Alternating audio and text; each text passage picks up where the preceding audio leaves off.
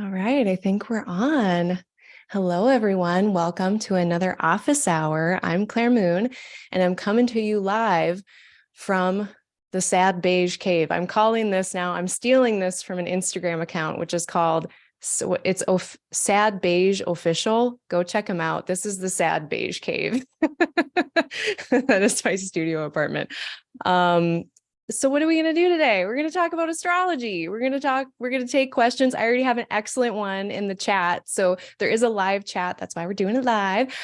So we can interact with each other and share things if you're comfortable sharing things. I'm going to try to keep up with it as best as I can, as I am one person. I did have one other question we got from Twitter on relationships. I wanted to talk about the Venus-Uranus square that's coming up.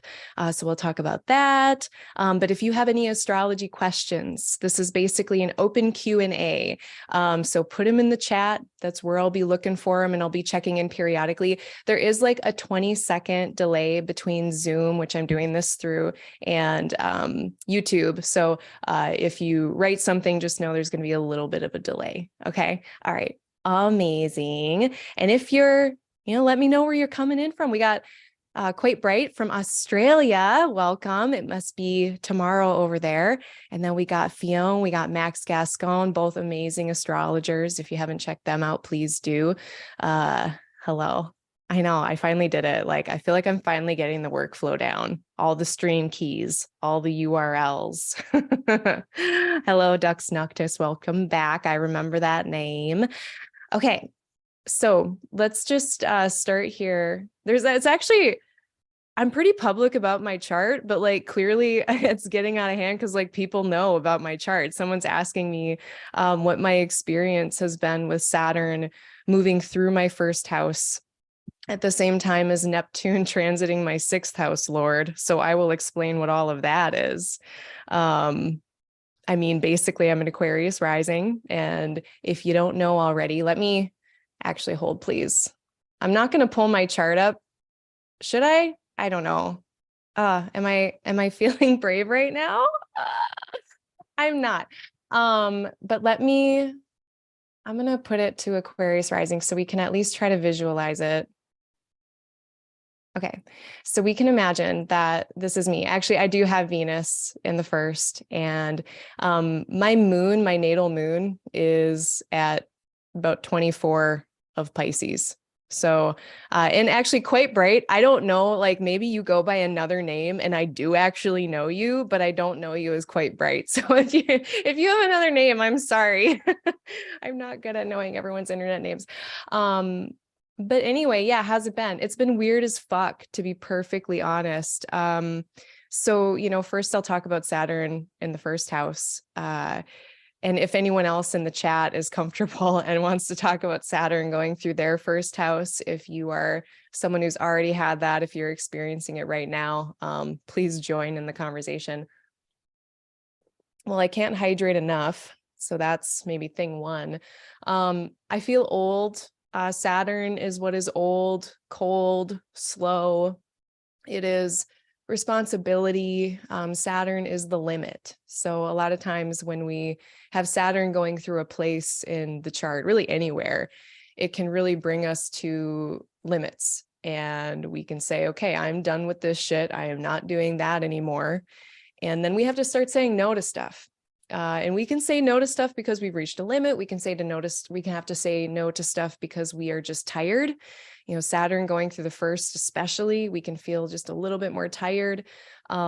This really depends, the severity of it depends on if you were a day baby versus a night baby. So, were you born with the sun above the horizon or below the horizon? That's going to be a really big deal. If you're a day chart person, Saturn tends to be not as intense. Like there's still difficulties, don't get me wrong, but like they're usually surmountable versus if we're looking at a night chart, sometimes the Saturn difficulties can feel like much more of a slog, much more of just like this barrier is not budging. But Saturn, anyway, it can also be healthy boundaries, within saying no, we can liberate ourselves from really difficult circumstances just by like basically having in the first house self Saturn, respect, respect my authority, like Eric Cartman. And I mean, that has hugely been my experience. Like, I stopped putting up with a lot of bullshit coming at me from all different directions. I quit my career as a pharmacist because I had had enough. I quit my 13-year relationship because I had had enough. I quit mistreating my body in so many ways. I was just like, because I literally had to. I am much healthier than I was when Saturn went in January of 2021. I had to say no to a lot, and I had to be very, Saturn words, disciplined, accountable, responsible. Saturn takes off the beer goggles, and it's like, what is actually here? What is real? And it can be very disillusioning, which is interesting because I have Neptune on my moon right now, which is just like a hellscape of illusions, which I'll get to. I'm actually kind of thankful I have both of them going on at the same time, because Saturn does give you a dose of reality, and reality about myself, reality about the things around me, my circumstances. The first house, it's mind, body, spirit, but it's also just straight up circumstances. So in general, so yeah, it was pretty harrowing, honestly, to have to look around and then accept a lot of the situations that I was in, which were of my own making, as they are for many of us, right? Chai break, sad beige chai break. But when you see reality, then that is the best way to make a path forward that actually works and that you can actually achieve. So that has pretty much, I mean, I have some gray hairs now, like that has happened. My hair has changed texture a little bit, which is interesting. I need bifocals. I still have not gotten any. Like, I've been looking at them at the grocery store, but I haven't found any that I love yet. And they're all too strong. I need the 0.5 strength ones, and they haven't had those. What else? There was another. Oh, I started getting my, what's this called? Gabeller line, gabular line, gabeller line. Someone correct me in the chat.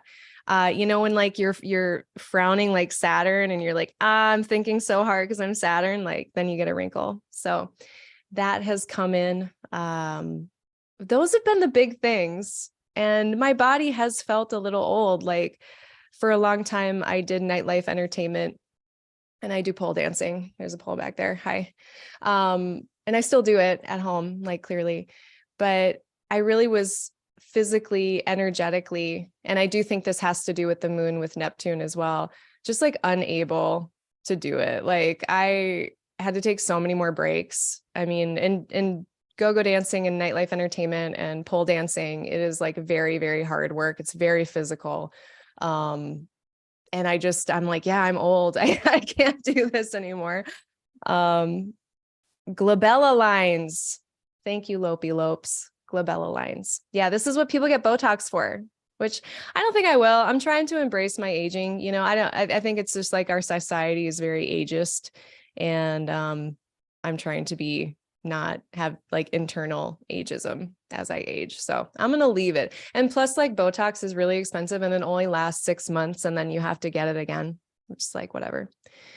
Okay. So that's my synopsis on Saturn through the first. Let's see what people are saying here. And thank you for the question. Quite right. It's a good one. And Max is here from Chile, like South America, which is super cool. I know Fiona is here from Ireland. Jendi is here. Hi, Jendi. Hi, Kate. Kate's feeling like burnt toast. Oh, do you have it there too? Are you also an Aquarius rising? I love burnt toast. I love your comment. I don't love burnt toast. Yeah, Jeff says Saturn is the bouncer in the nightclub. They say no. And you know what's funny? The last night, no, it was the second to the last night that I actually danced. And like, there's go-go dancing, and then there's like other go-go dancing. Like, there's shades of involvement of like, do you let people touch you? Do you not let people touch you? It's similar to the strip club in that way. Like, there's gradations of things. Everything's just like this spectrum. And I am more in like the touchy-feely department with that, or at least I was. And I threw somebody out. Like I had to become a bouncer for a minute because things got out of hand. So I was like, yeah, I'm way too old for this. Glabella lines. Yes, we need lots of upper body strength. Max is saying, it's not easy to deal with Saturn, more when he's going through the first, but a good thing is when you feel happy or have a good time, you are able to enjoy it more now that you know how hard the hard things were, basically. Yeah, it's winter versus, after Saturn leaves our first houses, or if you've had that experience in the past, or you've just gotten over your Saturn return, it's like that. If you've ever experienced having to live through a winter, and then that first time, like you go outside in the spring and you don't just get bitch slapped by the wind and you're just like, the sun is shining and you're just like, oh my God, it's such a relief. I can relax. We're hoping for that spring, I think. Quite bright. They're just from Australia. I've just been talking about my chart. That's how people know you have a good memory. Thanks for remembering me. Oh, and Ducks is a Cap rising. So they had that. And like, if you were a Capricorn rising and you had Saturn in your first, while all the meat grinder stuff was going on with Pluto and South Node, like in 2019, 2020, like you are a trooper. You are so strong. That was really pretty harrowing. We do have some Aquarius people here. Leo rising, Aquarius sun. That's a tough one too, because like Kate is saying that they're a Leo rising, Aquarius sun, because that means that, even though you're Leo rising, Saturn on an angle is very difficult, and an opposition with Saturn is one of the most intense forms of Saturn. And you've been having Saturn then opposite your ascendant, which is not an easy thing either. So, if I was going to pick, Saturn return, Saturn on the first, and then Saturn on an angle, like all of those are very, very difficult. Yes, Jandy, there's dancing and then there's dancing. Oh yeah. I'm like so tired of compartmentalizing my life. I've really gotten over it. I kind of wonder if Pluto in my first is going to be, sorry, I'm talking about myself a lot. I'm going to get to actual questions here soon. I'm kind of wondering if Pluto in my first house isn't going to be just getting rid of my pen name, my stage name that I've had for 8 years now, because I'm tired of it.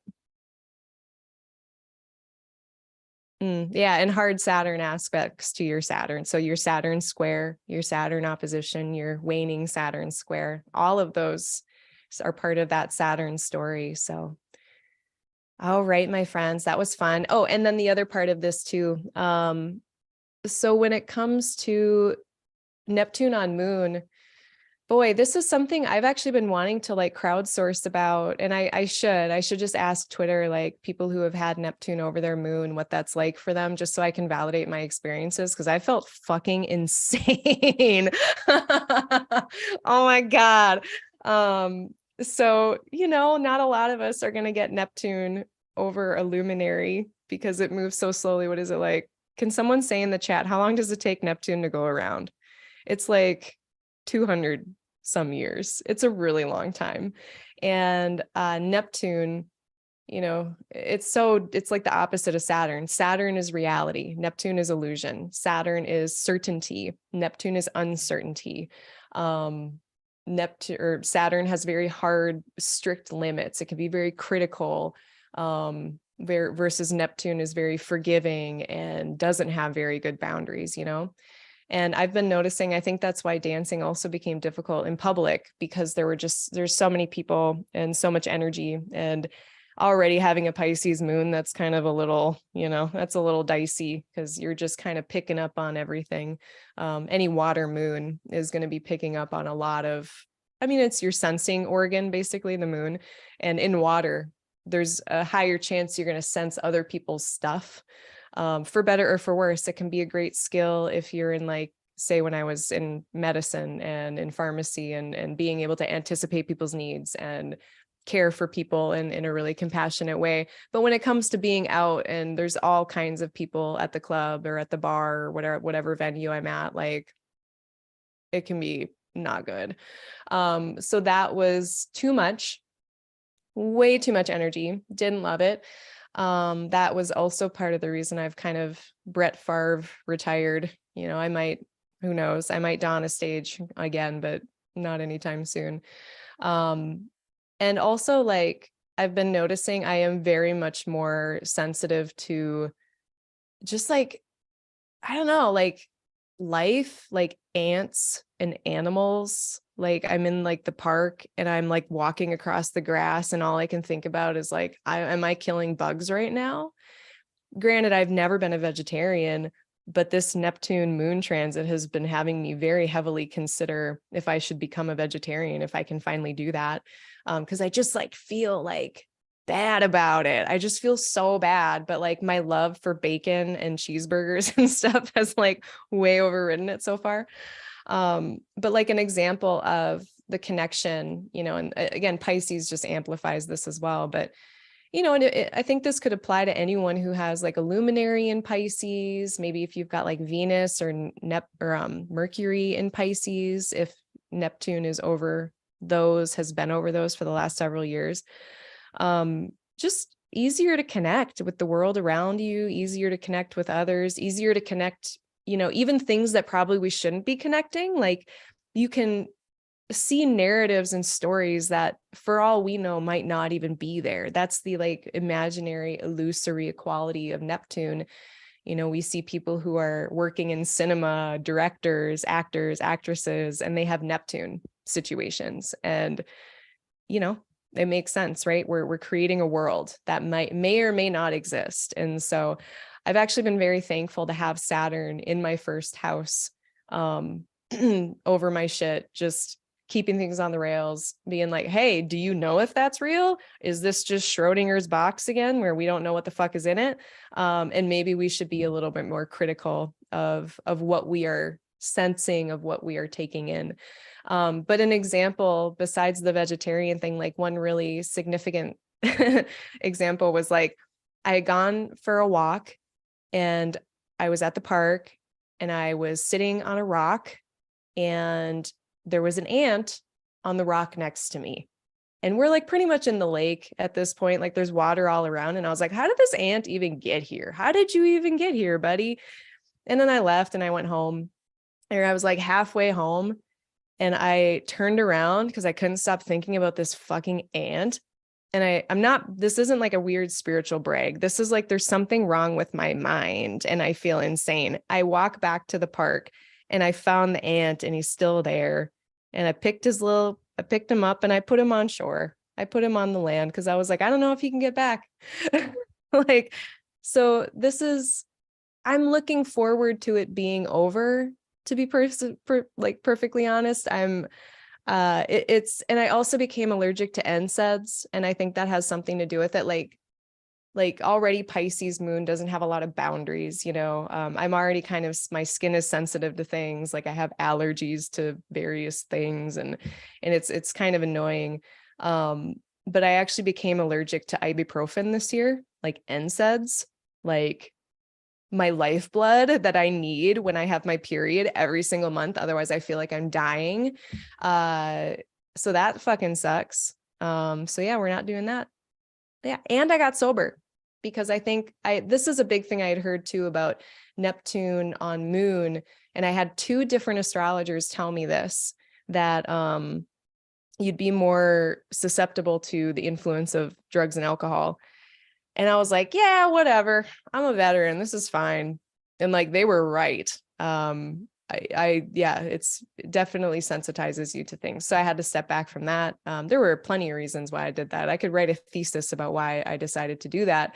But that was one of the contributing factors, was my sensitivity to just everything. So yeah, I hope that explains it. And maybe everyone got something out of that, just as far as Neptune transits. If you're counseling somebody and they're having Neptune over moon, now you got at least N of one example. Sound sensitivities. I mean, you know, as far as like taste, touch, smell, all of those, I haven't noticed an increase in those too much. Yeah, I haven't. I mean, maybe but not significant enough for me to be like, oh yeah, definitely. Oh, and then thank you, Dux Noctis. They say Neptune is 165 years. So thank you. It's a long time, so we're not all going to get that. We do have some people with Pisces things. So yeah, Neptune is going to be on your stuff. God bless. Hopefully we all make it.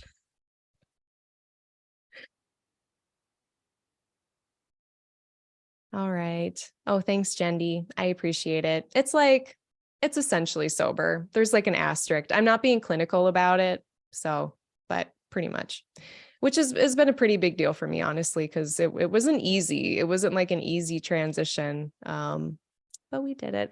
And it was kind of a goal that I had to before Pluto got into my first. I was like, I better check myself before I wreck myself with this Pluto business coming. Yeah, so there was a question, a really good one about, let me just say it verbatim. And now I'm missing who gave it. Hold on. I want to give them credit.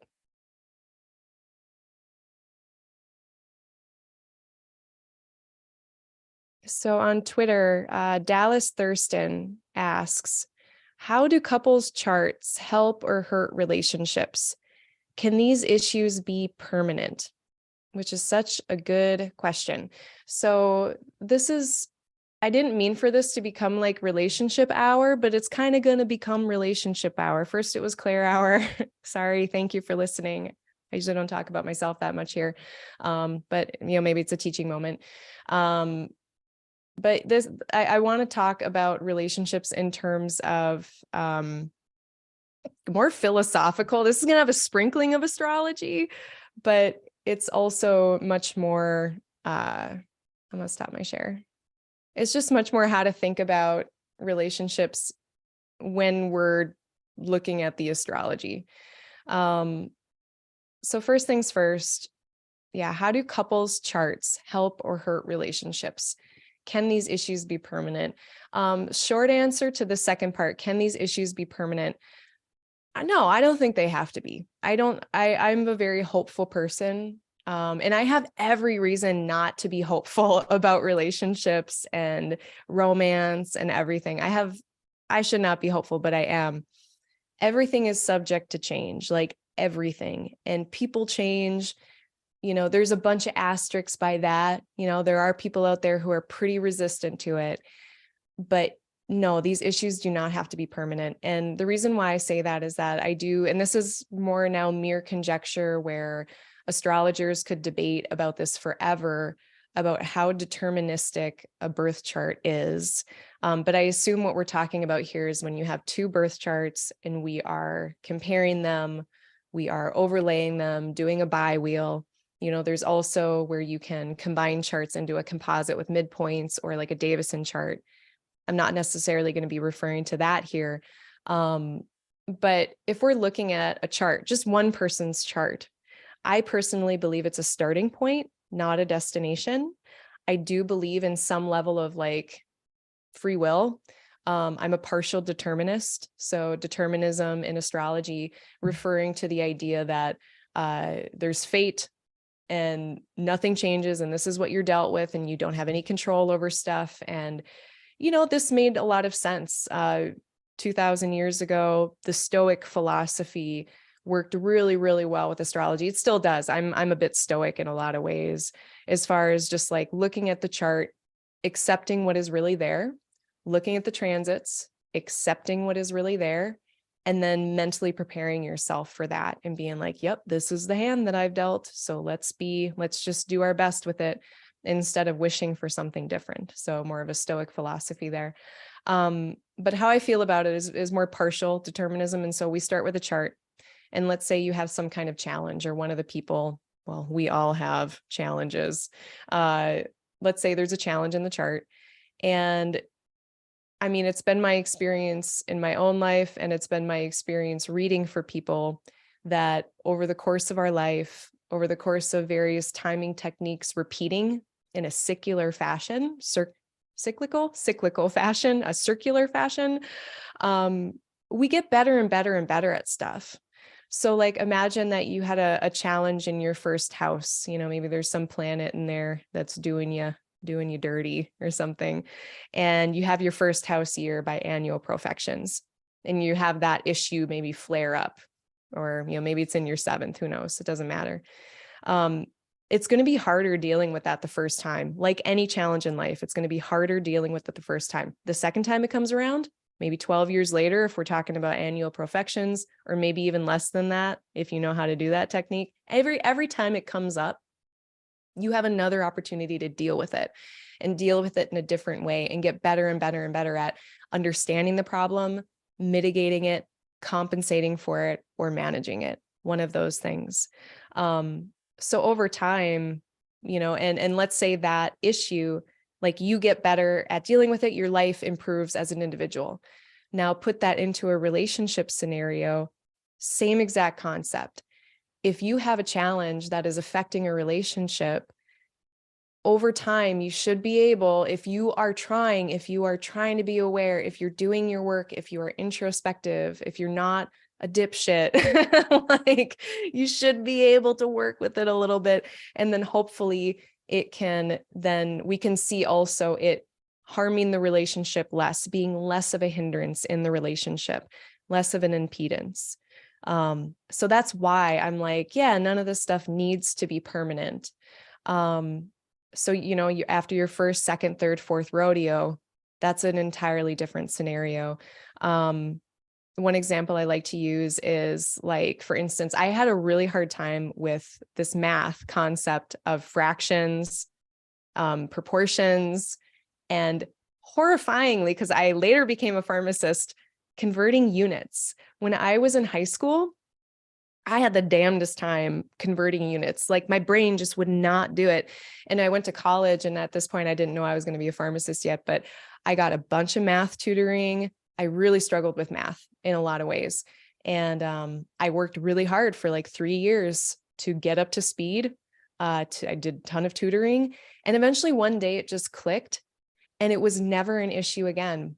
And not only I got a Mercury Neptune in my chart. So maybe someone would look at my natal chart and say, oh, this one, she's got a Mercury Neptune, maybe good at dancing, but maybe not good at math. And, when I was 16, they might've been right. But by the time I was 21, it became like a cornerstone of my career.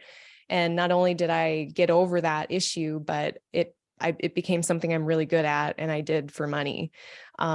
So same thing. Let's say it wasn't math, but it was maybe my ability to emotionally connect with people.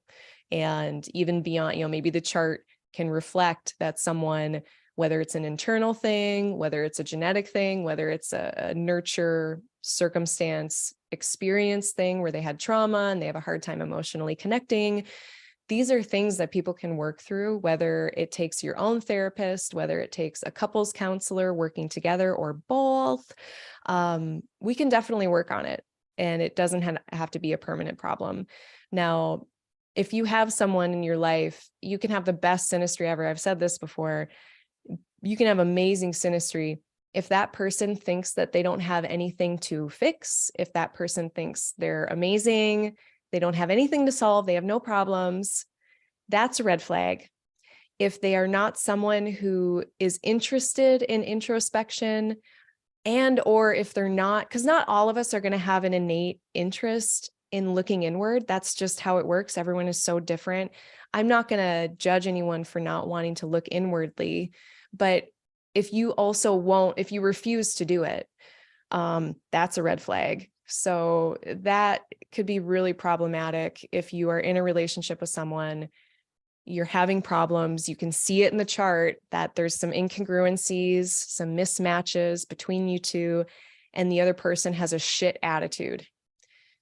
Then I have nothing that I can do to help you, basically. So in that case, it's kind of like, yeah, I don't know if permanent's the right word, but at a certain point, one has to call it in and be like, yeah, this is not going anywhere. So, but if everyone has a growth mindset, I know that's overused now, but I do like that term because that's what it's about. It's about understanding that, yeah, like look in my chart. there's some shit in there, and we all have it. Like, you're never going to find, I mean, look at how complicated. I mean, this is why astrology is really beautiful in my mind. It's because it's so complicated, and you can see how complicated people are, and you can see how individual and unique people are. And so then you put two charts together, and like for them to have no challenges or no problems is like impossible. So I think we're all, I mean, it'll come up eventually. You know, if you're with someone long enough, it'll come up eventually. And maybe you look at a chart and there's some clear incongruencies. Like, you know, one person has, say they're, I don't know, some in Aries planet, maybe an Aries Mars versus like a Pisces Mars or something like that.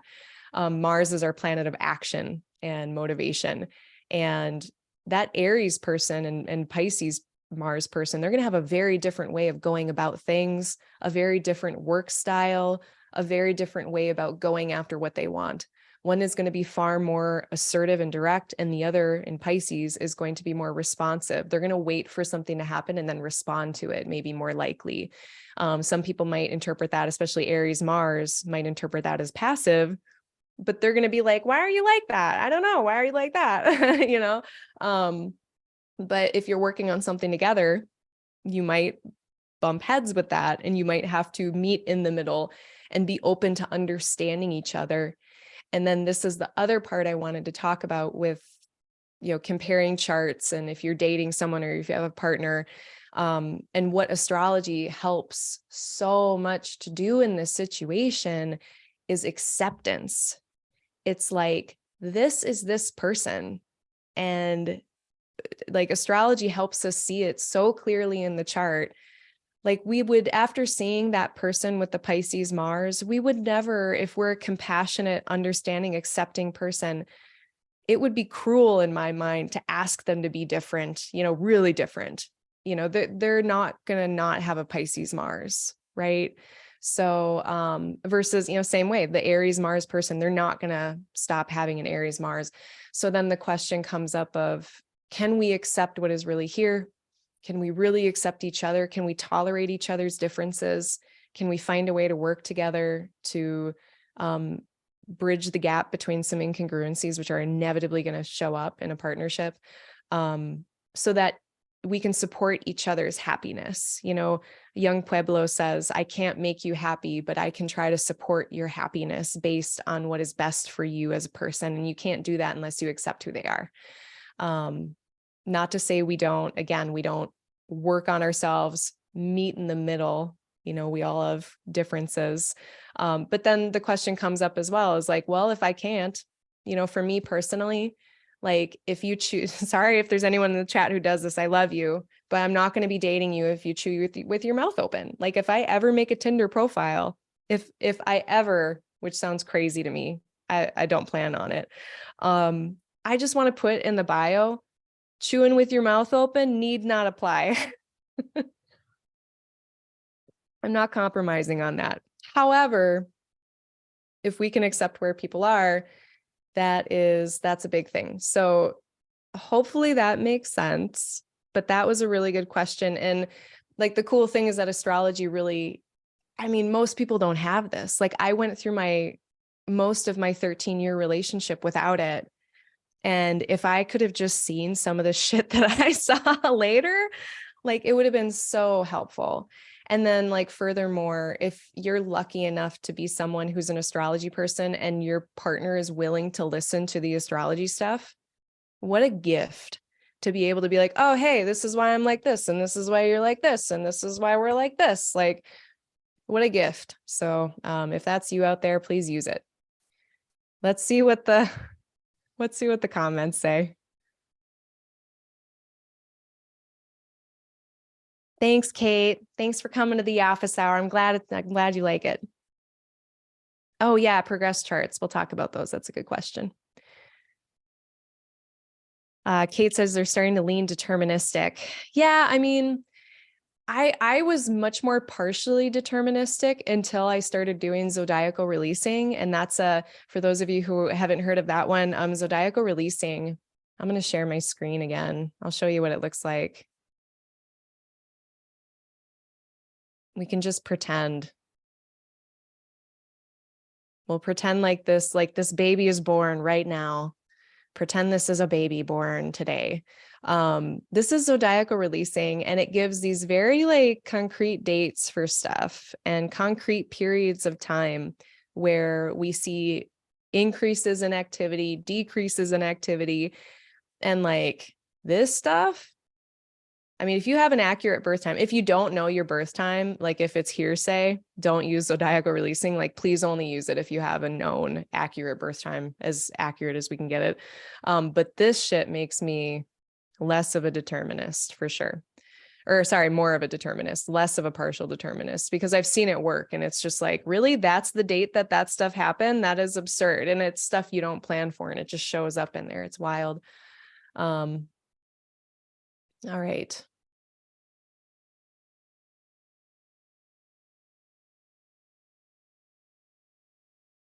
Yeah. And yeah, that's the thing about being a determinist. You know, if you're going to be full determinist, and you also want to believe that people change, that's actually a really interesting philosophical question. Honestly, I might have to ponder on that. Because I mess with Vipassana, which is insight meditation, which is one of the, like, part of the Theravada tradition of Buddhism. It's really old. And you try, like, part of that is everything is subject to change. Like, everything changes. But I guess the question is, does it change in this lifetime? You know, like, allegedly, if there's more than one lifetime, it doesn't have to change in this one. So maybe there's a way where we could be deterministic and still believe that things change, but maybe not in our lifetime. Oh, that is really, that's like, I just depressed myself so much. Oh my God. I can't believe that. I just depressed myself so much. Did everyone just see me like philosophically implode on camera? Oh my God. Maybe I take back everything I say. Yeah, I love, like, Dux Noctis says, astrology helps understand the self and the other so they can work better together if both are willing to do it. What an excellent synopsis. I'm going to read it again. Astrology helps understanding the self and the other so that they can work better together if they are both willing to do it. If they are both willing to do it. Yeah, it really helps with acceptance. You know, if you're someone that, you know, I think we all have hard things to tolerate in others, especially now, like, the world is very divided in a lot of places of the world, very polar. And when you see how just unique and individual people are in their birth charts, it's like, you couldn't be any different. Please never change. Even though it drives me fucking insane, please just never change. You're perfect. Just as you are. Tori Smith asks, I'm still working on zodiacal releasing. How long did it take you to learn that? I mean, it took me maybe a few months to learn the methods of really sitting with it and trying it out on things. But I mean, over the last 3 years, I've been employing it in my own life and watching it in the lives of people I love or care about and watching it unfold. I think it does take time to just, I don't know, it's like marinating, you know, it's just like I get a deeper and a deeper understanding of it the longer I watch it. Because the different levels of zodiacal releasing, level 1 is like the loudest, level 2, 3, 4. Like, by the time you get to level 4, it gets pretty subtle. Like, the things that happen on level 4 for me, it's like an important email, maybe not even that important, maybe just like a conversation that you didn't even realize was important with someone. And you look back and you're like, huh, very interesting. It's kind of funny, on AstroSeek, they've got like level 5, 6, 7, 8 for zodiacal releasing. It's like going down to the second. I don't know. I kind of like, I think it's fun, but like, I'm like, I can barely tell what the hell's going on level 4. Maybe that's because I just haven't been studying it long enough. I don't know. But yeah, I would just encourage anyone who is feeling kind of lost with zodiacal releasing to just like sit with it, just keep watching it. And if you keep seeing stuff come up during these periods, like, I think that's what really solidifies the knowledge of it, is watching it in action. But unfortunately, watching something in action like zodiacal releasing takes years. It's like bonsai trees. It's slow. It's very slow. My favorite part of zodiacal releasing, I mean, something that's really kind of blown my mind has been, let's see, do I still have it up here? Yeah, I do. Let's see if I can find an example here.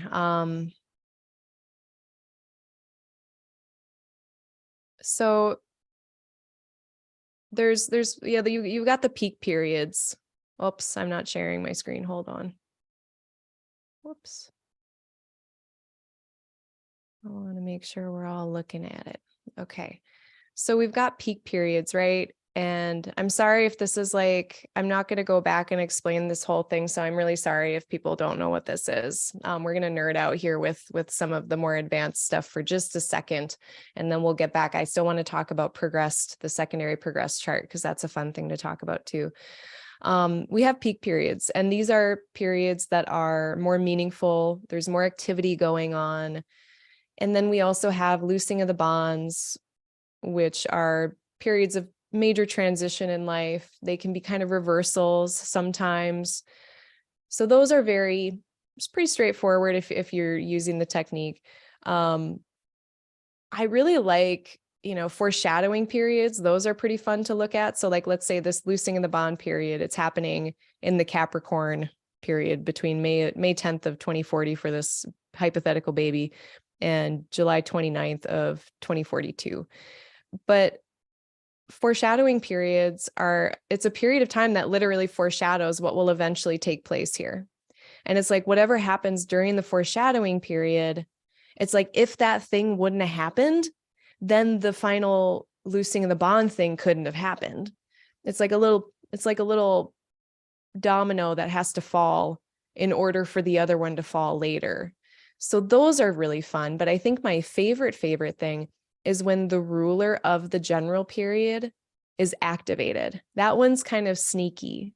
So for instance, in this chart that we have right now, whoops. So if we look at the circle chart, we've got, where's the moon? The moon is in Leo in this chart.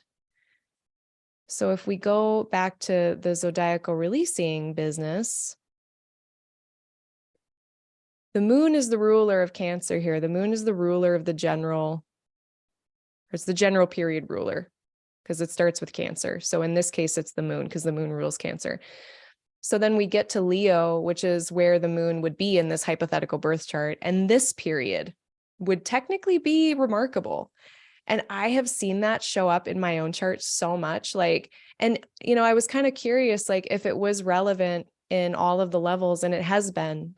So I wrote my letter of resignation without knowing it when that type of thing was activated, when the general period ruler, when that sign that held that ruling planet was activated. I've seen it be really interesting when you've got it happening on more than one level at a time.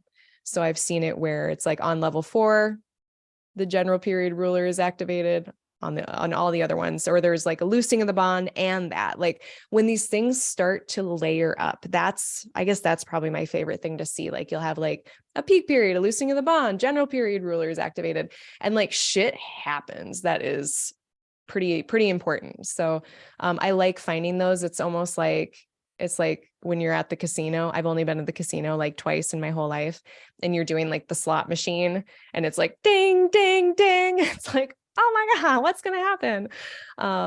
So yeah, I think that's probably my favorite thing. Let's see what the questions say. Oh, someone had a level 3. What happened? You had a level 3? What on level 3? What happened on level 3?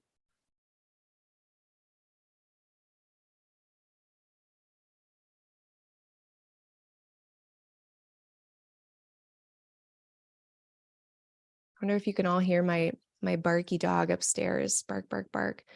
When he barks, I try to send him love instead of anger. I'm like, find peace, please not have suffering, little friend. But in reality, I'm a little irritated.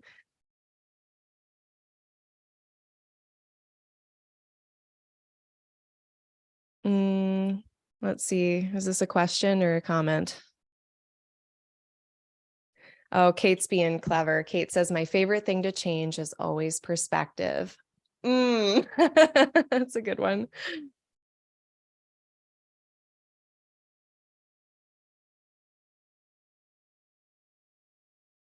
Mm.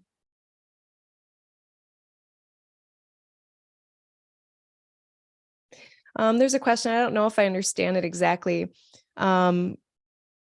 If you manually change a chart to switch releasing from day to night, does this only switch the location of fortune and spirit? Are you maybe talking about how we have to calculate the lot of fortune and we flip the calculation if it's by day or night? That's kind of up to you as a practitioner. So I do reverse the calculation for the lot of spirit for a night chart. And then that has downstream effects. And then I don't fuck around with it. So like I make my decision and then I don't fuck around with it. So I hope that answers your question. Yeah. Okay.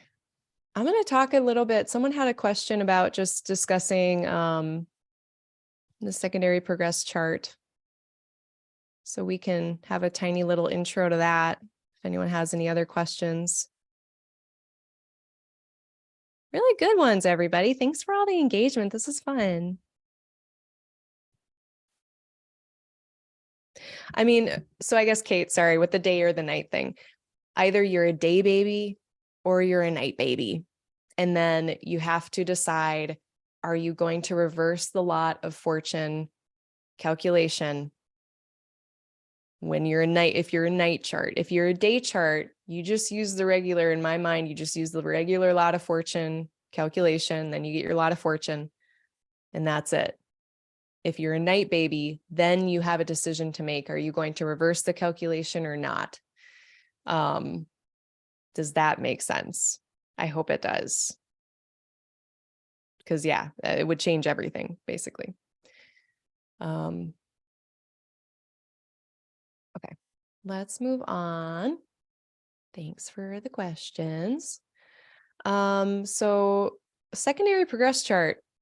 I want to see, maybe I do have, I was looking at Ina Garten's chart, who I love very much. I don't know if anyone's familiar with Ina Garten. She's a celebrity chef. I don't have her birth time, so this is just the date. And honestly, like secondary progressions are really a nice timing technique to have if you don't have an exact birth time, because we don't necessarily need it. I mean, of course, it's always nice to have the houses placed, but if we don't, secondary progressions are still really fantastic to use, even if you don't have an accurate birth time. So she's a celebrity chef. Really love her. It has like the Barefoot Contessa TV show, and she's like always in her kitchen and she's always cooking for her husband named Jeffrey. And like, she's like living my dream. I just want to like be at home. I want a husband to just like cook for him, or a wife, I guess, like whoever will marry me at this point. And I'll just make us like chicken salad and like, I don't know, it'll be great. I guess I'm putting my Tinder profile out there like that.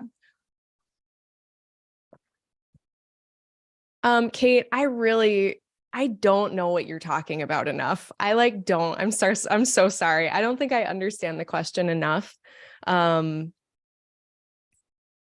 Sorry, I'm just gonna make sure we clean up this other thing.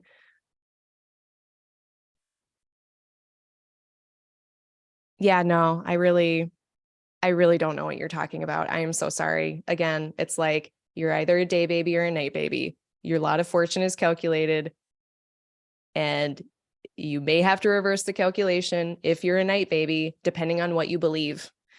I reverse the calculation, and then that's it. And then you got your lot of fortune, and then you do the rest of the things with it, the zodiacal releasing. So okay, we're moving on. Jendi, it's a sign. You had chicken salad for dinner. It's an amazing choice. Okay. Secondary progressions. Let's mess around with this chart here and see what's going on. I've never actually looked at hers, so this will be fun. So what are secondary progressions? This is a timing technique that it kind of stretches out time. So the sun in the regular sky, it moves a degree a day. In the secondary progress chart, the sun moves a degree a year. With the moon in the sky, the regular transits, the moon is moving through a sign in about 2.5 days. In the secondary progress chart, the moon moves through a sign over 2.5 years. So the moon is actually moving about a degree a month. And what this does is, for me, it kind of gives an overlay. It's like the two analogies that I like to use for what this means, because it's just another overlay of symbology, of symbolism. And it's kind of like, imagine if the birth chart were like a light, like on a stage, like a stage light. And then you can put like those colored gels over the light to make it a different hue or a different color. That's what it feels like with the secondary progressions. It's just like a layer over what is already there. Or going to food examples, which is very appropriate for Ina Garten, is it's like kind of the sauce on the entree. It's like the garnish on top of the dish that is important. It changes the flavor, but it doesn't alter what's underneath. And so I would not read a secondary progress chart on its own. For me, it's something that lays over a root chart, in this case, the birth chart. So there's the radix, we have the root chart with the person, and then the secondary progress chart is read over it as like an overlay. So I hope that makes sense. Everyone let me know if it doesn't. But how I read this is like, I like to use the moon. So for instance, natally, Ina has a Scorpio moon. She will always have a Scorpio moon. But in this secondary progress chart, she currently has a Leo flavored moon. It's like, yes, always Scorpio moon, but now we've got some Leo flavor on top of it. And it's kind of interesting because, and I like to read for the ascendant as well in here. And she just had a story come out on 60 Minutes. I think it was 60 Minutes or 2020, one of those. She just had a biopic there, or biopic, however you say that. She's having a moment right now. So this actually makes a lot of sense being in Leo. And I love, like, she was giving this interview, which I'll link it below. It's a really, really cute interview. And she really doesn't love being seen. Like, she's got Saturn and Leo down here, and she doesn't want to be like the main focus of things. She is very food centric. For being like a celebrity chef, it's really not about her. Like, she doesn't make it about her. She is very focused on what she's doing and making it easy and doable for people, where they will actually cook what she is suggesting. So when it comes to the moon, I mean, I like to look at the faster moving planets, because let me just animate this. I'll animate it by the month and you can see what I mean. So watch that moon kind of move through by the month. This is super duper slow. Even the sun, like the sun spends 30 years in a sign and the moon spends 2.5 years in each sign. And the moon takes about 30 years to do its lunation cycle through the secondary progress chart. So I like to look at the faster moving things. I like to look at Mercury. They're going to be doing a lot of activity in the life. I like to look at the lunar phase. Where's the sun and the moon? And I also like to look at where the moon is. Those are kind of my three main things I'm looking for in the secondary progress chart.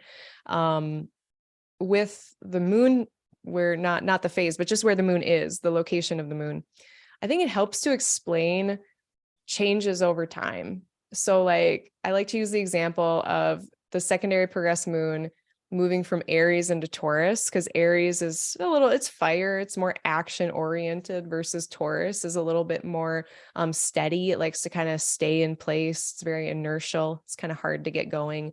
Once it does go, it goes, and like it has a lot of momentum, but it's not as easy to begin as Aries. I think we can all agree on that. And when you see someone have a secondary progress moon move from Aries into Taurus, like you had 2.5 years of a secondary progress Aries moon. And it's like, I got so much done. I was so fiery. I was so alive. And now, no offense, Taurus, but I feel like a potato. Like, what gives? Why am I different?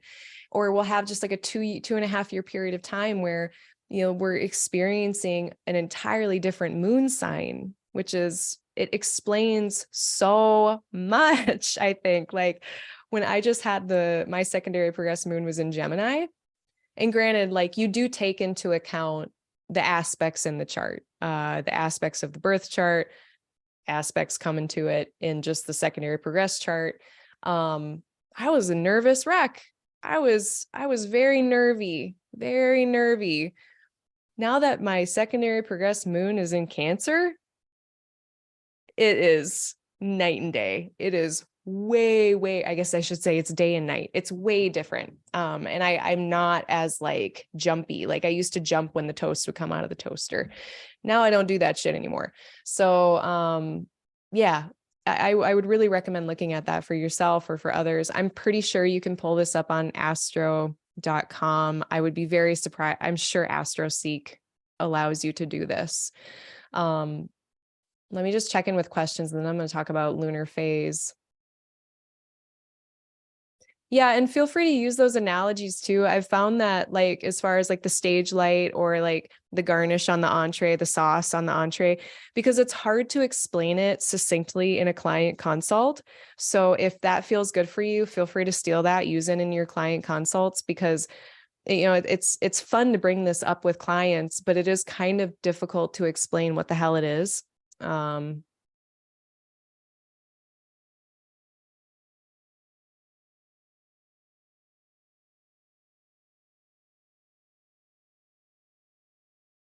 You are very welcome.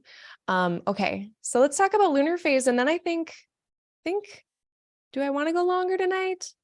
Maybe. I don't know. Because I did want to talk about that Venus Saturn, or sorry, Venus Uranus square. When is that happening? Maybe I can just make another video on that. Hold, please. I'm doing my own office work in front of you. Not by the hour. That's on the 15th.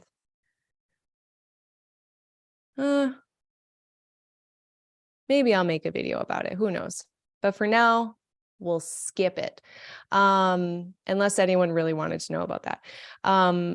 So the other thing with secondary progressed charts is I really like to look at the lunar phase, because that speaks to, for me, mainly a narrative in the life, and also just kind of the overall level of vitality. It's very straightforward lunar phase stuff. Like, so for instance, right now, she has a waxing, we're just after that first quarter point, and we're getting into the waxing gibbous phase of this moon. So something's growing, like something is growing. And maybe it's something that she started, like, what would that be? 2.55, 7.5 plus 9, 8 years ago, 8 or 9 years ago. Ina Garten started something that is continuing to grow. And she's kind of past this maybe crisis or tension point of the quarter moon, of having to maybe pivot or change some things. And it's really interesting to see what people have going on if you can see them approaching a secondary progressed full moon, to see what is culminating in their life and what has been going on for the last 14, 15 years. They're probably going to be really busy, probably going to have a lot going on, and maybe actually having the vitality to tackle it and to deal with it. Not all the time. Like, I don't always see that vitality correlation thing, simply because, like, okay, you've got your secondary progressions, but then you also have transits going on, and you also have zodiacal releasing going on. And honestly, all of these techniques, you could layer like 8 different timing techniques. And if you could see them all like synthesized somehow, I mean, there's going to be a sum of the parts, but they're not all agreeing. So like, something interesting to look for is like, if the person is having a bunch of transit shit happening versus what's going on in the secondary progress chart. So like, what I'll run into sometimes is if someone's having a new moon and they're a little low in energy, I do see that a lot. Like, secondary progress new moon, this is like, we are starting over a big 30-year cycle. It's more quiet in life. Maybe their vitality is a little lower. They're feeling a little bit more introspective, contemplative, maybe not feeling like going out there and being a huge mover and a shaker in the world. It's much more like butterfly goo cocoon phase. You can have that going on in the secondary progress chart. And then the transits will be asking a lot of you. Like maybe you'll be having a Saturn opposition in your transits, or maybe Saturn will be in your first or something like that. And a lot is being asked of you, or you're in a 10th house year by annual profection or something. And like your career is blowing up.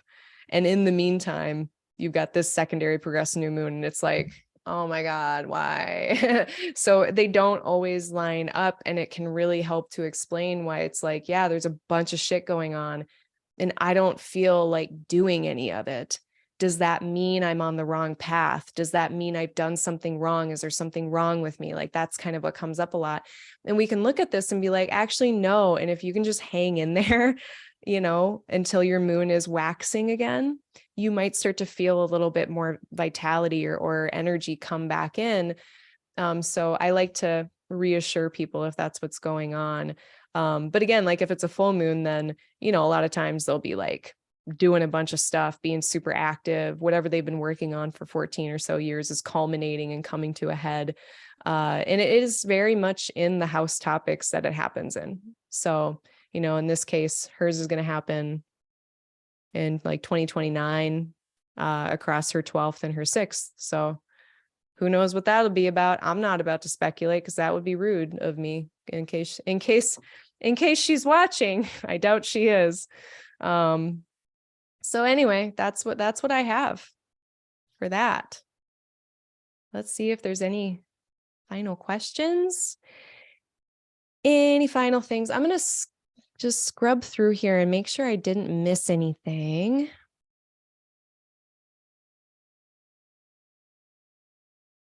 Sorry, you have to see my scowly, thinky face.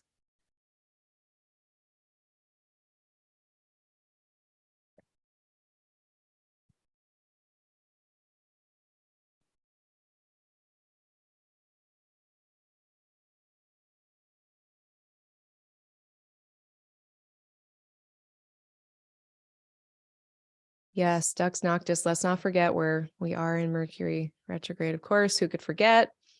I can't. It won't let me.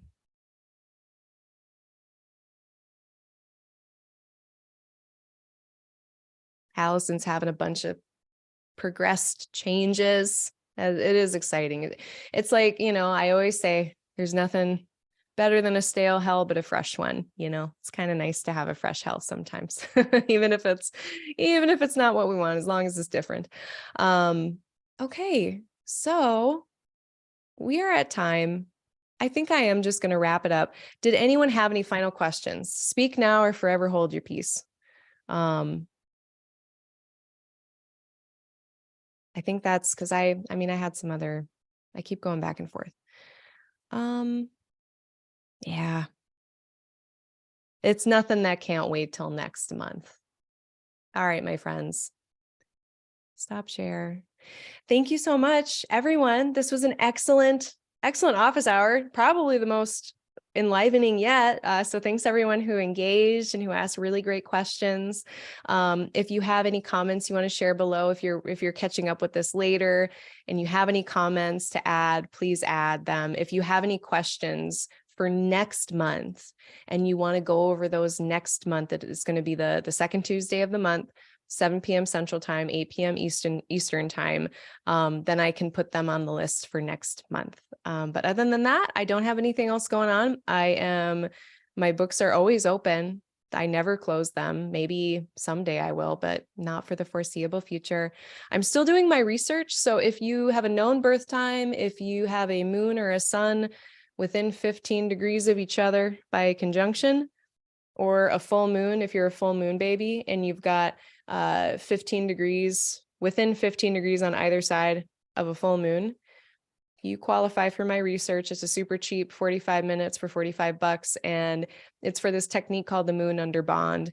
And I'm currently trying to gather examples so that I can create a lecture to try to teach other people how to use this technique and give some really cool examples. So maybe you can be one of my cool examples. I do de-identify all the data, so no one will know it's you.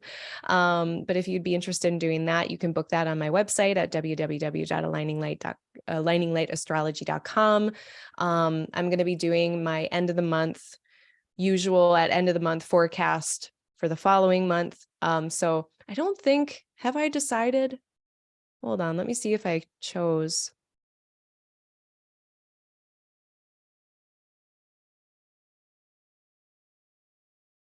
I did.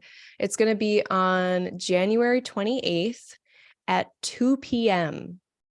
Central Time, 3 p.m. Eastern Time. That's when I'm going to be doing my monthly forecast for February. So you can check that out. The only other thing I had on the docket was I'm going to be looking at doing some rising sign horoscopes for Valentine's Day. Not because it's Valentine's Day, but because the astrology is actually super interesting around then. So I'm going to be doing that. But yeah, I think that's about it. So again, thanks so much for everyone who came. I really appreciate you, and I hope you all have a great month. All right.